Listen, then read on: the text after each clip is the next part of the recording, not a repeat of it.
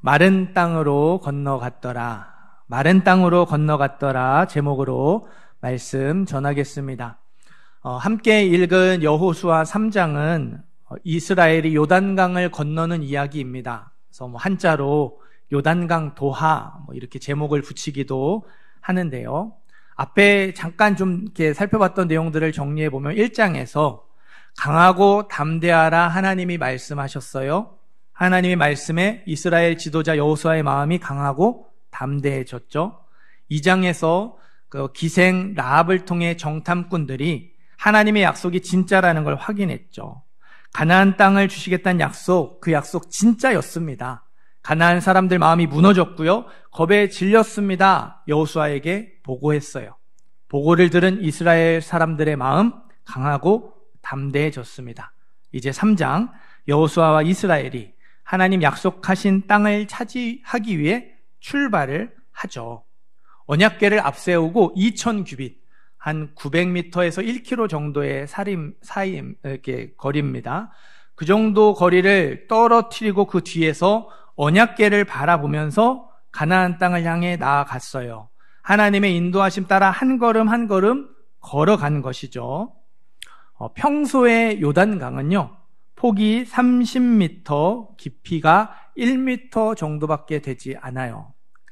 실내 수영장보다 조금 더 작다고 생각하시면 되겠죠. 실내 수영장이 한 50m잖아요. 그거보다 폭이 작아요. 30m. 깊이는 1m 정도. 신약시대에 세례 요한이 요단강에서 세례를 베풀었죠.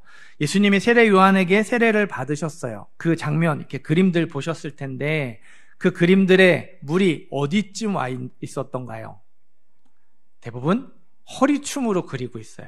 요단강이 그 정도로 얕고 작은 강이었다라는 거예요. 그런데요, 이 요단강이 우기가 되면 달라집니다. 폭이 1.5km 이상으로 늘어나요. 그리고 깊이가 3m에서 4m의 큰 강이 됩니다. 우리나라 한강이 좁은 곳은 700m, 넓은 곳은 1.5km 정도 된대요. 그러니까 그 정도로 강이 실내 수영장보다 작았던 요단강이 물이 불어나면, 우기가 되면 한강처럼 이렇게 넓어지는 거예요. 그리고 깊어지는 거죠. 여러분들이 진짜 그게 가능한가 생각을 하시는 표정인데요. 그래서 제가 그림을 준비했어요. 한번 PPT 보여주시겠어요? 그러니까 원래는 그 강이 한강처럼 깊은 강의 궤적이 있어요. 그런데 건기, 비가 오지 않는 지역에는 가장 깊은 곳, 고개만 물이 고여 있는 거죠. 그래서 30m, 폭이 30m, 깊이가 1m 정도의 작은 강으로 이렇게 흐릅니다. 근데 그게 비가 많이 오고 물이 불어날 때는 원래 강이었던 궤적에 물이 채워지면서 한강처럼 큰 강이 되는 거예요. 이제 왜 그렇게 갑자기 변신하는지 이해를 하셨겠죠? 네. 그럼 이제 15절에 요단이 곡식 거두는 시기에는 어때요? 항상 언덕에 넘치더라. 한강과 같이 큰 강이 되었답니다. 여러분, 한강을 어떻게 그냥 건너갈 수 있겠어요? 못 건너가죠. 여호수아 이스라엘이요, 엄청나게 불어난 요단강을 건너갈 수가 없었어요. 저는요, 이 장면이 우리의 삶과 비슷하다는 생각이 들었어요. 언약궤를 앞세우고 하나님의 인도하심을 따라갔잖아요. 언약궤를 그 멀리 떨어져서 그것만 바라보면서 한 걸음 한 걸음 하나님 인도하심 따라 갔는데 그 앞에 평소의 요단강이 있지 않았어요? 엄청나게 불어난 요단강이 있었습니다. 저와 여러분도 잘 하지는 못하더라도 하나님 뜻대로 살고 싶어 하죠. 하나님의 인도하심을 따라 살아가기를 원해요. 굳게 마음을 먹고 하나님만 의지하면서 믿음으로 살아가기 위해서 애씁니다. 죄만 짓고 사는 건 아니잖아요. 그런 저와 여러분 앞에 뭐가 있어요? 평소에 요단강이 있지 않아요. 엄청나게 불어난 요단강이 있습니다. 믿음으로 살아보겠다고 애쓸수록 상황이 더 어려워지고 그 어려움이 점점 더 많아지는 것 같아요. 더 힘들어지는 것 같죠. 마른 땅으로 건너갔더라. 오늘 설교 제목이죠. 여호수아와 이스라엘 앞에 그렇게 불어났던 요단강이 마른 땅이 되는 기적, 요단강의 기적이 일어났어요. 그게 오늘 말씀의 내용이죠. 우리 앞에 놓여진 인생의 어려움, 무거운 짐, 순종의 장애물이 불어난 요단강과 같다면 그 불어난 요단강이 마른 땅이 되는 기적, 우리 삶에서도 일어날 수 있다는 사실을 믿어야 돼요. 믿으셔야 돼요. 아멘 하셔야죠. 네. 우리의 삶에서도 그런 문제들이 해결될 수 있다는 사실을 믿으셔야 돼요. 하나님 뜻대로 살지 못하도록 막아서는 수많은 문제들이 마른 땅으로 변하는 기적이 저와 여러분의 가운데 나타나게 되기를 간절히 소망합니다. 오늘 말씀을 통해서 어떻게 하면 그 기적이 나의 기적이 될 수 있는지를 깨닫고 결단하는 시간 되기를 소원합니다. 우리 3절, 4절, 5절 3절, 4절, 5절 한 번 더 읽겠습니다. 백성에게 명령하여 이르되 너희는 레위 사람 제사장들이 너희 하나님 여호와의 언약 꿰매는 것을 보거든 너희가 있는 곳을 떠나 그 뒤를 따르라. 그러나 너희와 그 사이 거리가 2000규빗쯤 되게 하고 그것에 가까이 하지는 말라. 그리하면 너희가 행할 길을 알리니 너희가 이전에 이 길을 지나보지 못하였음이니라 하니라. 여호수아가 또 백성에게 이르되 너희는 자신을 성결하게 하라. 여호와께서 내일 너희 가운데 기이한 일들을 행하시리라. 아멘. 하나님이 행하시는 일을 경험하기 위해서는요, 그 기적이, 성경의 기적이 나의 기적이 되기 위해서는요, 첫 번째, 자신을 성결하게 해야 합니다. 한번 따라해 보시겠어요? 자신을 성결하게 해라. 자신을 성결하게 해야 합니다. 여호수아는 이스라엘에게요, 제사장들이 언약궤 매는 것을 보면 2000규빗 떨어져서 그 뒤를 잘 따라와라. 언약궤 보고 잘 따라와야 돼. 이렇게 말하지 않았어요. 여호수아가 또 백성에게 이르되 너희는 자신을 성결하게 하라. 자신을 성결하게 하라고 그랬어요. 몸과 마음을 깨끗하게 하고 거룩하게 하라고 명령을 내렸습니다. 기이한 일, 하나님이 불어난 요단강을 마른 땅이 되는 기적을 행하실 텐데, 요단강의 기적을 베풀어 주실 텐데, 그 기적의 현장에 있으려면 먼저 성결해져야 한다는 거예요. 몸과 마음을 깨끗하게 하고 거룩해져야 그 기적의 현장에 있을 수 있다는 뜻입니다. 우리가 믿음으로 살겠다고 결단할 때 쉽게 놓치는 부분이 이거예요. 우리는요, 길에 집중하고요, 뜻에 집중을 합니다. 어떤 길이 하나님이 인도하시는 길인지, 무엇이 하나님이 주시는 생각이고 무엇이 하나님이 주시는 마음인지, 도대체 어떤 게 하나님의 뜻인지 하나님의 길에 집중을 하고요, 하나님의 뜻에 집중을 해요. 하나님의 길을 찾으려고 하죠. 하나님의 뜻을 찾으려고 합니다. 물론 하나님의 길을 찾아서 그 길을 걸어가야 해요. 하나님의 뜻을 찾아서 그 뜻대로 살아가야 해요. 그런데요, 하나님의 길을 걷는다는 사람이 성결하지 못한다면 어떻게 될까요? 하나님의 뜻대로 살아간다는 사람이, 그렇게 살고 싶다는 사람이 성결하지 못하면 어떻게 될까요? 1919년 레이몽 오티그라는 엄청난 부자가요, 25,000달러의 상금을 걸고 대회를 열었어요.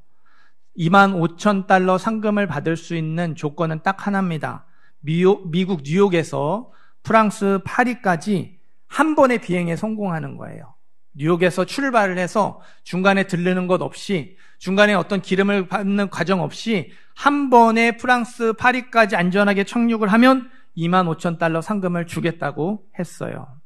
중간에 기름 안 넣고 대서양을 횡단해야 하니까 최대한 연료를 비행기에 많이 실어야겠죠. 사람들이 최대한 연료를 많이 실을 수 있도록 비행기를 개조해서 대회에 참가를 합니다. 찰스 린드버그라는 사람도 비행기를 개조해서 대회에 참가했어요. 비행에 필요한 최소한의 장치만 남기고 다 빼냈습니다. 자동 장치도 다 빼내고 수동으로 하려고 최소한의 장치만 준비를 했어요.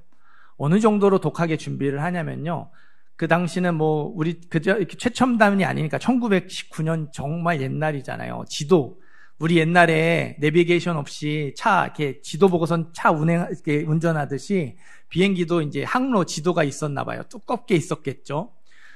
뉴욕, 파리 항로 외에는요, 다 버렸어요. 그것만 잘라서 딱 그것만 갖고 비행기에 올랐습니다. 낙하산도 버렸대요.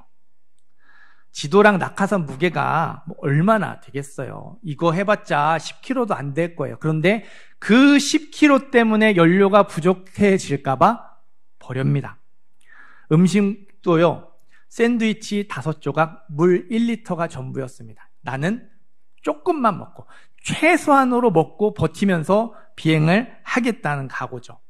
1927년 5월 20일, 찰스 린드버그의 비행기가 뉴욕에서 출발을 했어요. 33시간 30분이 지난 1927년 5월 21일, 파리에 무사히 착륙을 했어요. 25,000달러의 상금과 더불어서 타임지 선정 올해의 인물 주인공이 되었습니다. 그러니까 비행에 꼭 필요한 것, 최소한으로만 챙기고 잠도 참고 배고픔도 참은 결과였죠. 그러니까 얼마나 졸렸는지요. 파리에 착륙을 했어요. 막 사람들이 막 벌떼같이 몰려들었을 거 아니에요. 기자들이 막 이렇게 몰려들었을 거 아니에요. 짧게 인사만 하고 바로 호텔로 들어갔대요. 들어가서 이렇게 골아 떨어져서 푹 자고 일어나서 이제 이후에 뭐 과정들을 했다고 합니다. 여러분, 린드버그만 뉴욕에서 파리까지 그 최적의 항로, 가장 잘 이렇게 최소한의 연료를 들어서 갈 수 있는 길, 가장 안전하게 갈 수 있는 길, 린드버그만 그 길을 갔을까요? 모든 사람이 그 길을 선택했어요. 다 똑같은 항로로 비행을 했어요. 그런데 출발조차 못하는 사람들이 있었습니다. 비행기가 너무 무거워서. 너무 많이 실어서 출발조차, 이륙조차 못하는 사람들이 있었고요. 대부분의 사람들은 가다가 중간에 포기했어요. 똑같은 길을 가는데 연료가 부족했기 때문에, 연비가 떨어졌기 때문에 중간에 착륙할 수밖에 없었어요. 린드버그만 유일하게 끝까지 갔습니다. 비행에 필요하지 않은 것들을 과감하게 버렸기 때문이죠. 필요한 것들까지도 연료를 조금이라도 더 싣고 파리에 도착하기 위해서 포기하고 불편함을 감수했기 때문에 그렇습니다. 하나님의 길을 걷는다는 사람이 성결하지 못하면요, 그 길은 성공할 수 없습니다. 하나님의 뜻대로 살아간다는 사람이 성결하지 못하면 그 뜻은 이루어질 수 없어요. 하나님이 거룩하신 하나님이시잖아요. 죄를 미워하시는 분, 조금도 죄를 용납하지 못하시는 분, 그런 거룩하신 하나님이 하나님의 길을 거룩하지 않은 사람이 걸어가는 걸 그대로 두실까요? 거룩하지 않은 사람이 하나님 뜻대로 살아가도록 도와주실까요? 아니죠. 그 사람을 거룩하게 하시든지 아니면 그 길을 막으시고 그 뜻을 꺾으시든지 둘 중에 하나를 행하실 거예요. 아무리 좋고 예쁜 그릇도요, 깨끗해야 쓸 수 있어요. 깨끗해야 음식을 담죠. 너무너무 비싼 그릇도 더러우면 쓸 수 없습니다. 깨끗하지 않으면 쓸 수 없어요. 모든 무거운 것과 얽매이기 쉬운 죄를 벗어버리고 인내로써 우리 앞에 당한 경주를 하며 믿음의 주요 또 온전하게 하시는 이 예수를 바라보자. 하나님의 길을 걸어가고 하나님 뜻대로 살아가기 위해서는요, 그에 어울리는 모습이 필요해요. 자기를 성결하게 해야 합니다. 거룩하게 해야 돼요. 모든 무거운 것과 얽매이기 쉬운 죄를 벗어버려야 해요. 우리가요, 죄 많은 세상에 살고 있어서 그게 나에게 필요한 것처럼 보여요. 그것들이 나에게 필요한 것처럼 보입니다. 그러나 실제로 나에게 필요한 것은 얼마 없습니다. 대부분은요, 나를 무겁게 하는 것이고요, 대부분은 나를 얽매이게 하는 거예요. 믿음의 경주를 하는 데 있어서 무겁게 만드는 거고 나를 앞으로 나아가지 못하도록 붙잡는 것들이에요. 많은 경우는 나에게 필요하지 않는 것들이라는 말이에요. 때로는요, 린드버그처럼 정말 필요한 것인데도 성결하기 위해서 포기해야 할 때가 있어요. 정말 꼭 있어야 되고 없으면 안 되는 것이지만 성결하기 위해서 불편함을 감수해야 하는 것도 있습니다. 사랑하는 성도 여러분, 여호수아와 이스라엘은요, 언약궤를 따라가기 전에 먼저 자신을 성결하게 했어요. 자기를 성결하게 한 후에 어울리는 모습을 갖춘 후에 언약궤를 따라갔습니다. 불편함을 감수하고 포기한 후에 하나님의 인도하심을 따라갔단 말이에요. 많은 그리스도인들이요, 하나님의 길을 찾고 하나님의 뜻을 찾는 걸 중요하게 생각해요. 하나님의 길을 찾으면 그 길로 가면 된다고 생각을 하고, 하나님의 뜻을 찾아서 그렇게 살면 된다고 생각해요. 그게 중요하다고 생각해요. 하지만 하나님의 길과 하나님의 뜻에 어울리는 모습을 위해서 무엇을 포기해야 하는지, 무엇을 버려야 하는지는 그렇게 중요하게 생각하지 않는 것 같아요. 하나님의 뜻을 찾는 건 너무너무 중요하게 생각하는데 그 뜻에 어울리는 모습은 별로 중요하게 생각하지 않는다는 것이죠. 하나님의 인도하심을 따른다고 하면서 거기에 어울리지 않는 모습은 없는지, 하나님의 인도하심을 따른다고 하면서 내 모습은 과연 거기에 정말 어울릴 만한 모습인지를 돌아보셨으면 좋겠습니다. 모든 무거운 것과 얽매이기 쉬운 죄를 벗어버리는 저와 여러분 되기를 간절히 소망합니다. 우리 8절 말씀도 한 번 더 읽어보겠습니다. 8절 말씀 읽습니다. 너는 언약궤를 맨 제사장들에게 명령하여 이르기를 너희가 요단 물가에 이르거든 요단에 들어서라 하라. 아멘. 하나님이 행하시는 일을 경험하기 위해서, 오늘 말씀의 기적, 요단강의 기적이 나의 기적이 되기 위해서 두 번째, 요단에 들어서야 해요. 발이 요단강 물에 들어가야 합니다. 한번 따라해 보시겠어요? 발이 요단강 물에 들어가게 하라. 네, 발이 요단강 물에 들어가야 돼요. 여호수아는 제사장들에게 하나님이 요단강 물을 멈추실 거니까, 기적을 행하실 거니까 그 앞에서 잘 기다려라 명령하지 않았어요. 너희가 요단 물가에 이르거든 요단에 들어서라. 요단강 가까이 가면 멈추지 말고 가던 속도 그대로 들어가라고 명령을 했어요. 불어난 요단강이 마른 땅이 되는 기적을 본 후에 들어가라고 명령하지 않고 그렇게 될 걸 믿고 들어가라고, 그냥 푹 빠지라고 명령을 내리죠. 우리 15절, 16절, 17절도 읽어볼게요. 15절, 16절, 17절 말씀 읽습니다. 요단이 곡식 거두는 시기에는 항상 언덕에 넘치더라. 궤를 맨 자들이 요단에 이르며 궤를 맨 제사장들의 발이 물가에 잠기자 곧 위에서부터 흘러내리던 물이 그쳐서 사르단에 가까운 매우 멀리 있는 아담 성읍 변두리에 일어나 한 곳에 쌓이고 아라바의 바다 여매로 향하여 흘러가는 물은 온전히 끊어지매 백성이 여리고 앞으로 바로 건널새 여호와의 언약궤를 맨 제사장들은 요단 가운데 마른 땅에 굳게 섰고 그 모든 백성이 요단을 건너기를 마칠 때까지 모든 이스라엘은 그 마른 땅으로 건너갔더라. 아멘. 성경은 제사장들이 여호수아의 명령대로 행한 장면, 그러니까 제사장들이 언약궤를 메고 불어난 요단강에 푹 빠지는 장면을 매우 자세하게 기록해 놨어요. 15절, 궤를 맨 제사장들의 발이 물가에 잠겼대요. 그러니까 발이 살짝 그렇게 물가에 닿고 멈춘 게 아니라, 살짝 이렇게 됐다가 뺀 게 아니라 잠겼다고, 푹 빠졌다고 기록을 하죠. 그랬더니 16절, 매우 멀리 있는 아담 성읍 변두리에 일어나 물이 한 곳에 쌓였대요. 제사장들의 발이 빠진 곳에서부터 물이 멈추고 물이 쌓인 게 아니고요. 아담 성읍 30km 위쪽에 있는 아담 지역에 물이 멈추며 쌓이기 시작했다는 거예요. 자, 그러면 제사장들 보기에 요단강은 어떤 상태일까요? 900m, 한 1km, 2000규빗 떨어져서 이 광경을 지켜보는 여호수아와 이스라엘의 눈에는 요단강이 어떻게 보이겠습니까? 똑같아요. 여전히 물이 불어나서 건널 수 없는 큰 강, 한강과 같은 강인 거예요. 그 상태예요. 멀리서 지켜보던 여호수아와 이스라엘은 그나마 낫죠. 발 한쪽이 푹 빠진 제사장들 어떻게 했어요? 야, 이러다가 죽는 거 아니야. 두려웠을 거예요. 그래도 어떡해요? 멈추지 말고 가던 속도 그대로 들어가라고 명령을 했으니 나머지 한 발도 들어가야죠. 풍덩! 앞에서 언약궤를 메고 있던 제사장들의 두 발이 다 들어갔어요. 또 풍덩, 풍덩. 뒤에서 언약궤를 메고 있던 제사장들의 두 발도 다 들어갔습니다. 언약궤를 맨 제사장들의 가슴까지 물이 차올랐겠죠. 푹 빠졌으니까. 그런데 정말 신기한 일이 벌어지는 거예요. 이거 어떻게 하냐. 정말 계속 들어가도 되는 건가 두려운 마음으로 한 걸음 한 걸음 걸어가요. 물 깊은 곳으로 들어가요. 그런데요, 물이 더 이상 차오르지 않아요. 점점 물속으로 들어가는데요, 깊은 곳으로 들어가는데요, 물이 깊어지지 않는 거죠.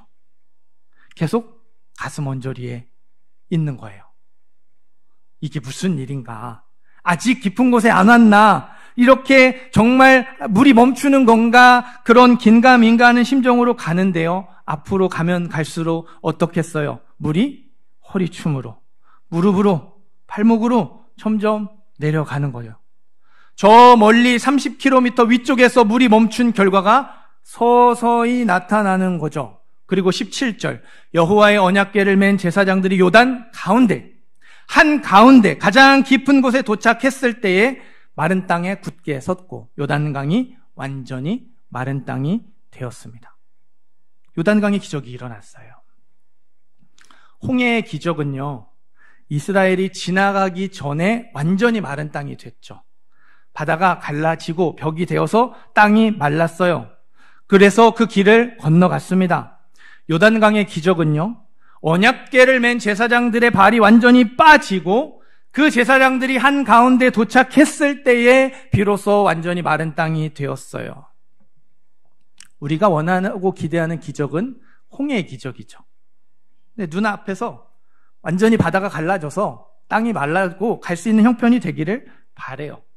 완전히 마른 땅 걸어가는 건 어렵지 않거든요. 쉬워요. 하지만 요단강의 기적은 좀 그렇죠. 강물이 점점 줄어들어서 완전히 마른 땅이 되니까 분명히 기적은 기적인데 그 과정이 만만치 않죠. 푹 빠져서 이러다 죽는 거 아니야, 이거 어떻게 하냐, 정말 계속 들어가도 되는 건가, 불안해해야 해요, 두려워해야 해요. 한 걸음 한 걸음 의심 속에서 걸어가야 하는 그런 여러 가지 과정들, 인내의 시간이 필요하죠. 필수죠. 힘듭니다. 어렵습니다. 고통스러워요. 단점만 말씀드리면 안 될 것 같아서 장점도 말씀을 드릴게요. 홍해의 기적은 쉽죠. 즐거운 마음으로 가뿐하게 갔기 때문에 쉽게 잊어버렸어요. 금방 잊어버렸습니다. 홍해의 기적을 경험했던 이스라엘이요, 3일 만에, 며칠 만에요? 3일 만에 하나님 원망했습니다. 바다가 갈라지는 어마어마한 기적을 본 사람들이 3일 지나니 돌변했어요. 그러나 요단강의 기적은 어렵죠. 자기가 실제로 그걸 경험했기 때문에 쉽게 잊혀지지 않았어요. 몇 주 후에 우리가 살펴볼 텐데, 요단강의 기적을 경험했던 이스라엘이요, 여리고성 앞에서 할례를 행합니다. 목숨을 걸고 하나님 말씀에 순종을 해요. 다르죠. 3일 만에 하나님을 원망했던 이스라엘, 목숨을 걸고 순종했던 이스라엘. 홍해의 기적을 경험했던 이스라엘과 요단강의 기적을 경험했던 이스라엘의 삶이 너무너무 다르게 나타납니다. 여러분, 30km 위쪽에서 물이 멈췄다고 말씀을 드렸죠. 그러면 그 30km 위쪽에서 물이 멈춘 결과가 눈앞에 나타나고 완전히 마른 땅이 될 때까지 얼마의 시간이 걸렸을까요? 저희 집에서 교회까지 거리가 500m가 조금 안 돼요. 그래서 천천히 걸어오면, 요즘 이제 제 아내가 이렇게 다리에 깁스를 해서 쩔뚝거리며 걸으면, 그 보조를 맞춰 걸다 보면 한 10분 걸립니다. 저 혼자 걸으면 더 빨리 올 수 있는데, 그렇게 천천히 이렇게 걸으면 10분 걸려요. 제사장들이 요단 가운데까지 가려면 한 1.6km 폭이 된다고 그랬으니까 절반하면 800m죠. 저희 집부터서 교회보다 조금 더 먼 거리예요. 그럼 뭐 넉넉하게 잡아서 한 15분, 20분 걸린다고, 그냥 20분 걸린다고 생각해 보겠습니다.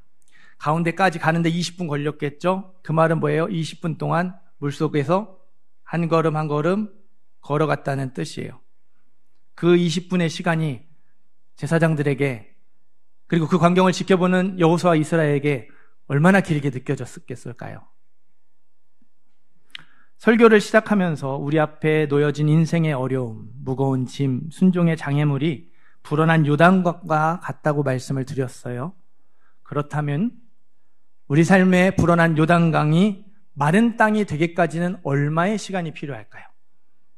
몇 걸음을 걸어가야 할까요? 기도는 사라지지 않는다 책을 쓴 최상원 목사님의 이야기예요. 목사님이 군목이 되고 싶어서 열심히 공부를 하고 면접 준비도 철저히 했어요. 밤낮으로 시간을 정해놓고 간절히 기도했대요. 이 군목으로 가게 해달라고. 군생활을 군목으로 할 수 있게 해달라고. 1차 필기 아주 높은 점수로 합격합니다. 2차 면접 때 면접관이 질문을 해요. 학생 운동 경력이 있는데 어떤 운동이었습니까? 목사님이 이제 데모를 하셨던 것 같아요. 부당한 등록금 인상 때문에 학생 운동에 참여했습니다. 대답을 들은 면접관의 얼굴이 바뀌더래요. 분위기가 싸해졌습니다. 목사님은 군목시험에서 떨어졌어요. 그러니까 이 데모했다는 게 문제가 돼서 이제 통과를 못하고 떨어지게 된 거죠. 울며 겨자 먹기로 이제 현역 일반 병으로 입대를 합니다. 목사님이 기도해요. 군목은 안 됐으니까 군종병이라도 되게 해주세요.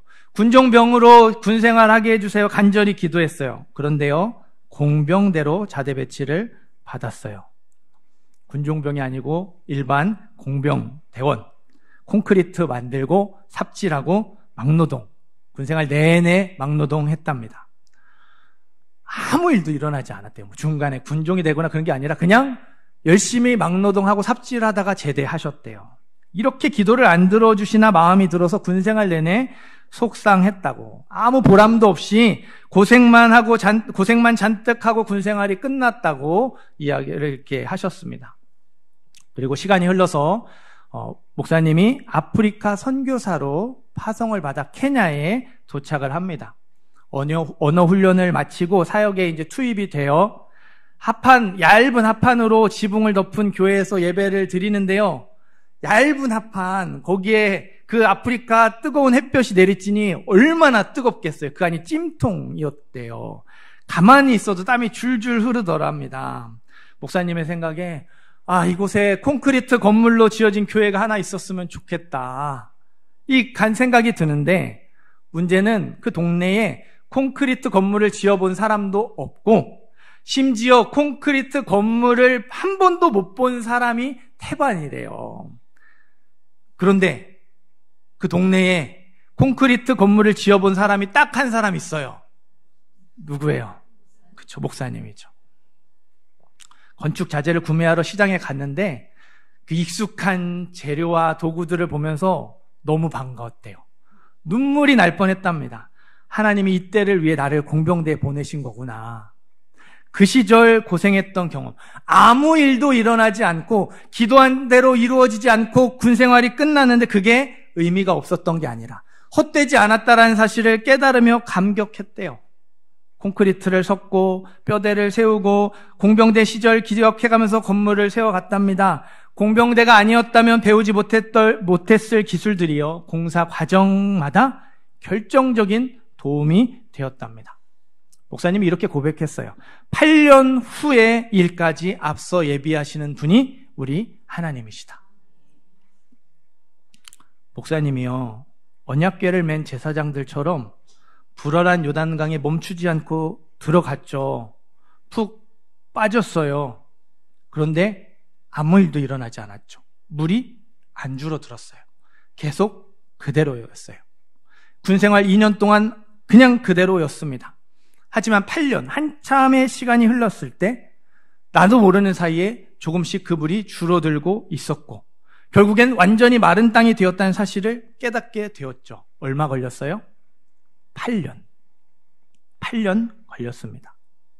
불어난 요단강이 마른 땅이 되기까지 언약궤를 맨 제사장들에게는 한 20분 정도의 시간이 필요했다면 목사님에게는 8년의 시간이 필요했다는 말이죠.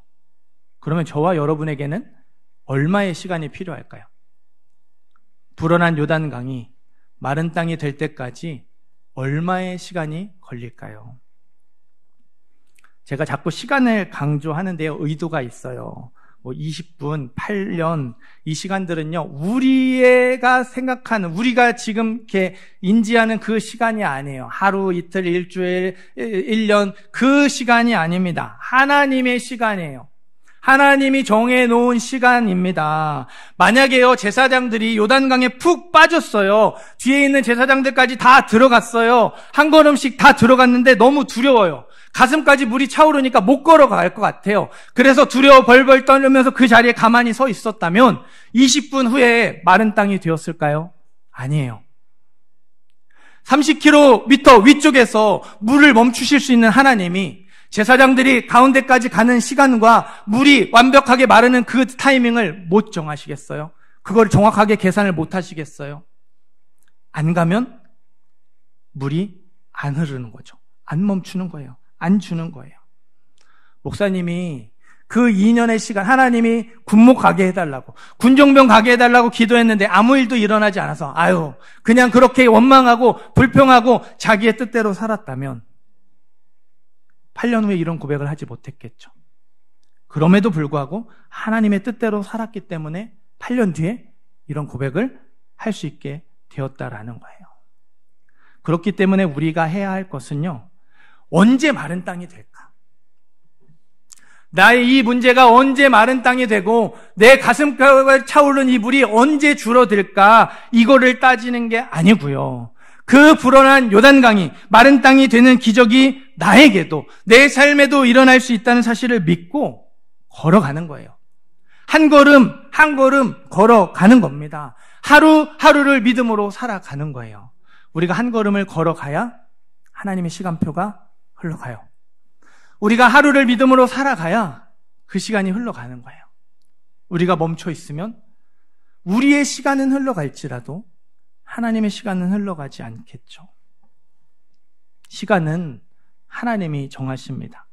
그리고 그 시간이 가장 정확하고 가장 알맞고 가장 좋은 시간이 될 수 있도록 하나님이 잘 계산하고 계셔요. 우리는 그걸 믿고 하나님을 신뢰하며 한 걸음 한 걸음 또 하루를 믿음으로 살아가는 것이죠. 나의 시간만 흘러가는 것이 아니라 하나님의 시간이 흘러갈 수 있도록 순종하는 저와 여러분이 되었으면 좋겠어요. 우리 자신을 성결하게 하고 그 깊은 곳으로 한 걸음 한 걸음 걸어가는 저와 여러분이 되기를 소원합니다. 사랑하는 성도 여러분, 우리도 여호수아와 이스라엘처럼 불어난 요단강 앞에 서 있어요. 언약궤를 맨 제사장들처럼 불어난 요단강을 향해 천천히 걸어가고 있습니다. 어떻게 하시겠습니까? 걸어가시기를 바랍니다. 하나님을 믿고 또 한 걸음을 걸어가시고 또 하루를 믿음으로 살아가시기를 바라요. 그러면 우리도 모르는 사이에 물이 줄어들어 있고 또 어느덧 그 바닥이 완전히 말라 있는 것을 발견하게 될 거예요. 그때는 하나님이 정해주세요. 그때는 하나님만 아십니다. 우리는 하나님이 나를 가장 좋은 때, 가장 좋은 방법으로 인도하시리라 믿고 멈추지 않는 거예요. 가슴에 물이 차올랐더라도 또 한 걸음을 내딛는 것이고 여전히 상황이 변하지 않고 아무 일도 일어나지 않는다 하더라도 또 하루를 믿음으로 살아가는 거예요. 하나님이 그런 사람들을 책임져 주시고 그 기적의 현장에 있게 하실 줄 믿어요. 하나님을 믿고 순종함으로 성결함으로 그 기적의 현장에 있는 기적의 주인공이 되는 우리 모든 성도님들 되시기를 주님의 이름으로 축원합니다.